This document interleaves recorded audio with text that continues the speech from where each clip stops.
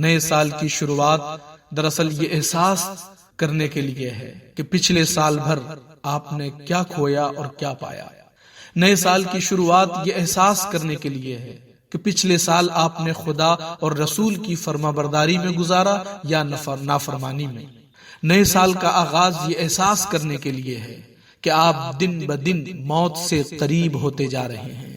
نئے سال کا آغاز یہ احساس کرنے کے لیے ہے کہ آپ توبہ و استغفار کر کے اپنے رب کی بارگاہ میں آ جائیے اور سفر آخرت کی تیاری میں لگ جائیے۔ نئے سال کا آغاز یہ احساس دلانے کے لیے ہے کہ پچھلے سال ہمارے بہت سے ایسے دوست تھے جن کے بغیر ہمیں سکون نہیں ملتا تھا، مگر آج وہ ہمارے درمیان نہیں ہیں، وہ آخرت کا سفر کر چکے ہیں۔ اب ہمیں بھی سفر کی تیاری کرنا چاہیے۔ اس لیے نئے سال کا استقبال گناہوں سے نہیں بلکہ توبہ، استغفار، نیک اور اچھے کارناموں سے کیجیے۔